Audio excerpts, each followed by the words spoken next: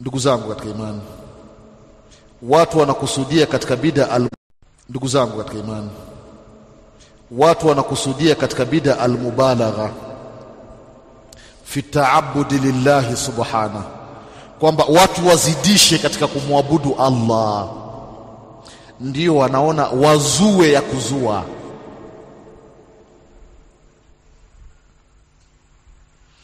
Watu wanaingia kwenye bid'a, wamezidisha kitu.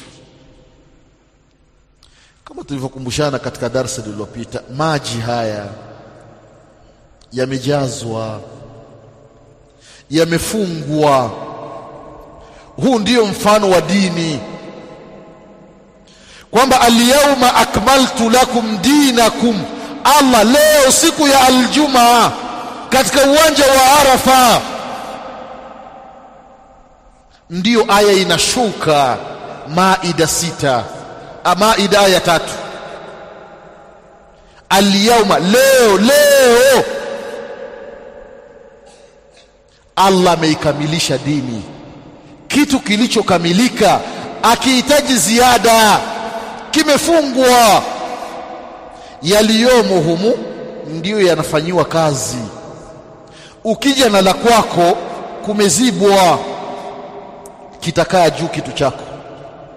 Umekuja na maji yako unamimina ili yaingie humu, haiwezekani, yatamwagika. Ndio bid'a ilivyo. Dini imekamilika,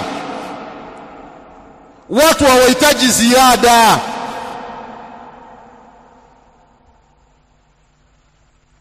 Muabudu Allah namna alivyofundisha Mtume Muhammadin sallallahu alaihi wasallam.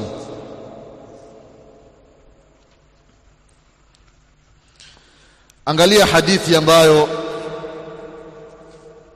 kaipokea al-Imamu Ahmad katika Musnad, Imamu Abu Daudi katika Sunani, na vile vile Ibn Majah rahimahullahu katika sunani yake.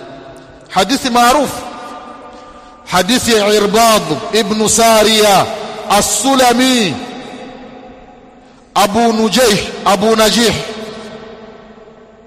radiyallahu anhu arda. Wanasema min awaili sahabata islama, ni katika maswahaba walioslimu mwanzo Irbad ibn Sariya radiyallahu anhu arda, na alikuwa katika ahlu suffa, Waislam ambao walikuwa na hali ya chini, wanalala msikitini.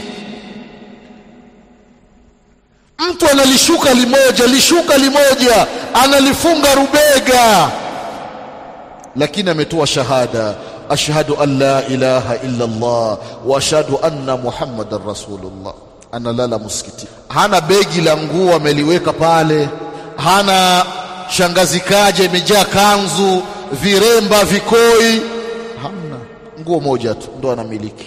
Wakina Mus'ab ibn Umair radhiyallahu anhu arda, amezaliwa kwenye familia ya kitajiri. Mus'ab alikuwa akivaa nguo katika mji wa Makka, akijipaka manukato. Mus'ab radhiyallahu anhu akipita sehemu, yule atakayepita baadaye katika ile njia anawaambia wenzake ya kwamba aliyepita hapa ni Mus'ab, hakuna mwingine, kutokana na uthur, mafuta uzuri aliyokuwa akijipaka Mus'ab. Na wazazi wake walikuwa wanampenda sana, alikuwa anadeka, lakini vyote akaacha, akatamka shahada katika mji wa Makka, akaisoma Qur'ani kwa Mtume sallallahu alaihi wasallam. Mtume akamtuma Madina, akawa ndio balozi wa kwanza katika Uislamu. Kaacha vyote. Wazazi wake wakamwambia, kama umemfuata huyo Muhammadi, basi tupe nguo zetu tulizokuwa tunakununulia za kifahari, mafuta yetu, mafuta uzuri tuachie. Vyote akaviacha kwa ajili ya imani imekwisha kita ndani ya nafsi. Kama vile wachawi wa Firauni wametoka majumbani wakiwa ni makafiri washirikina, lakini wamefika kwa Musa baada ya muujiza, na kile walichokiona kwa macho yao wakasema ya kwamba haya anayoyafanya Musa si uchawi. Uchawi tunaujua. Wakaporomoka huku wakisujudu, wanainua vichwa vyao, wanasema ya kwamba amanna birabbi Musa wa Harun. Katika aya nyingine birabbi Haruna wa Musa katika surati Taha. Asubuhi walikuwa ni makafiri, imefika mchana wamekuwa ni Waislamu. Firauni anawatisha, nyinyi mmekusha fanya mipango na Musa kule, mje mlete sheri hapa kwamba mnafanya uchawi, kumbe ni mipango yenu, kumbe nyinyi mpo pamoja na Musa. La uqatti'anna aydiyakum wa arjulakum min khilaf, kama hamnijui nitakukateni vitanga vyenu vya mikono na miguu nitakata. Baada ya kuwakata, thumma la usallibannakum fi judhu'i an-nakhl, kisha nitakusurubuni, kila mmoja nitamsurubu katika mti wa mtende hadi kifo kimkute hapo. Lakini kwa sababu imani imekwisha ingia, wale wachawi wanamwambia Firauni na jeshi lake, la dhair, hamna tatizo, fanya unachotaka. Inna amanna bi rabbi Haruna wa Musa, tumekwisha amini.